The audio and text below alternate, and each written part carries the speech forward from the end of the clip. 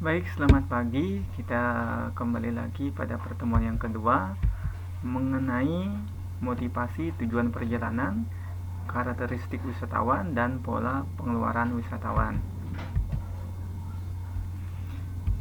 Kita langsung saja. Tujuan pembelajaran kita yang pertama itu mengidentifikasi motivasi tujuan perjalanan. Yang kedua, memahami jenis dan karakteristik wisatawan mancanegara dan wisatawan Nusantara atau domestik, serta mengevaluasi berbagai pola pengeluaran wisatawan berdasarkan data wisatawan di suatu daerah tersebut.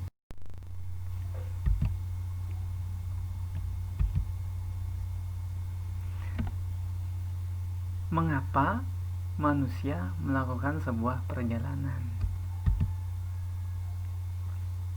Pada dasarnya, aktivitas merupakan suatu tingkah laku yang unik, di mana jika kebutuhan manusia untuk bertahan hidup sudah terpenuhi, maka dia akan cenderung memenuhi kebutuhan selanjutnya, seperti melakukan sebuah perjalanan dengan berbagai motivasi dan alasan, diantaranya ingin berlibur, beristirahat, dan bersenang-senang.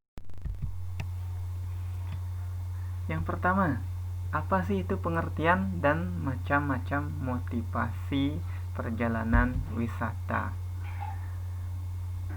Motivasi perjalanan wisata adalah hal-hal atau faktor yang mendorong seseorang untuk melakukan perjalanan wisata, seperti yang pertama, motivasi dasarnya rasa ingin tahu, ingin sekedar berekreasi, serta berpendidikan.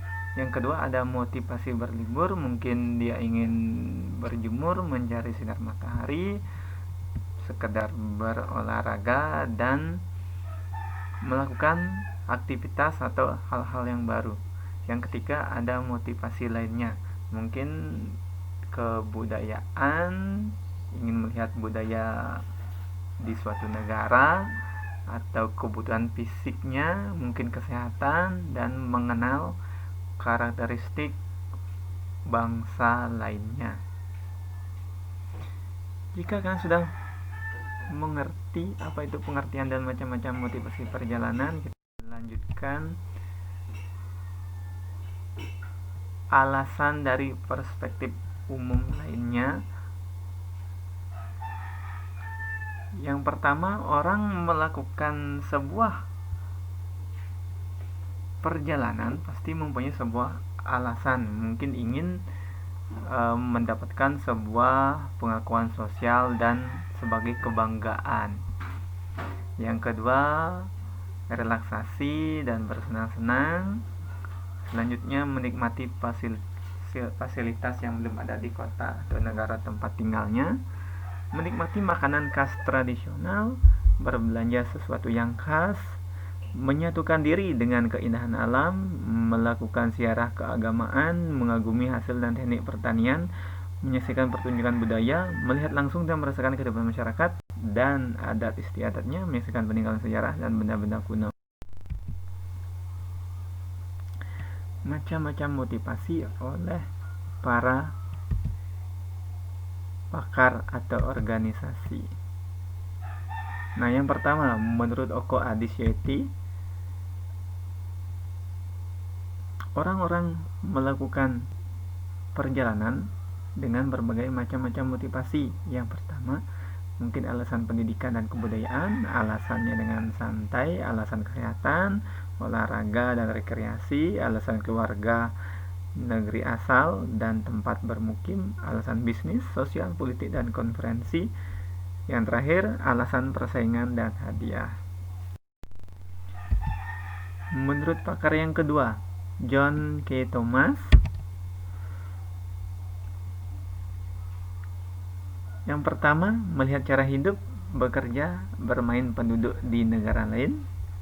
Yang kedua, melihat pemandangan-pemandangan istimewa. Yang ketiga, memperoleh pengetahuan yang lebih baik dari yang diberitakan di media massa, menghadiri perayaan-perayaan khusus, menjauhkan diri dari kegiatan rutin sehari-hari, mencapai pengalaman romantis, mengunjungi tempat asal-usul keluarga, iklim, menghadiri musim dingin. Yang terakhir, kesehatan, olahraga, ekonomi, petualangan, gengsi, tren mode, mengikuti sejarah dan motivasi sosiologi. Hampir sama ya untuk macam-macam motivasi oleh John K. Thomas terhadap yang pertama tadi.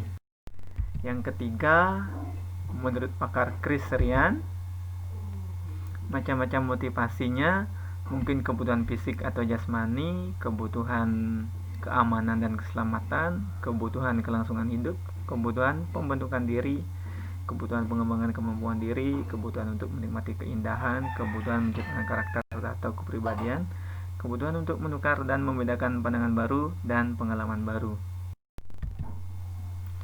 Selanjutnya, menurut pakar M.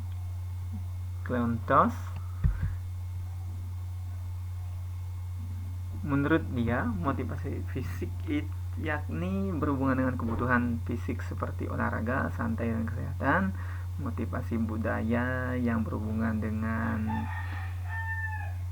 ingin mengetahui daerah-daerah lain atau negara lain, penduduk, tata cara hidupnya, bangunannya maupun tariannya.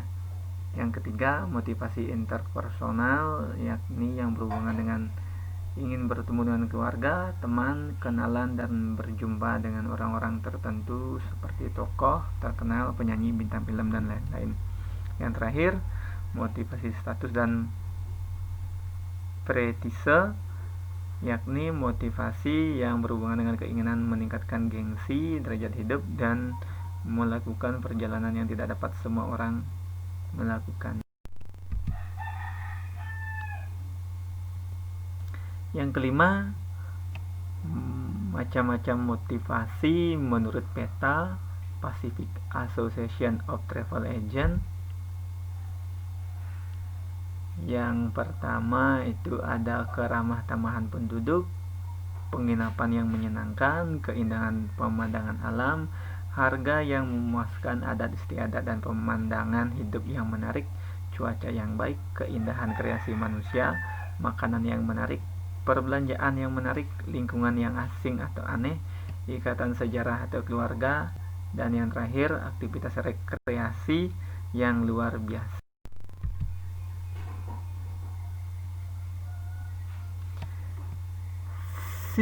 Kesimpulan dari motivasi dan tujuan seseorang berwisata.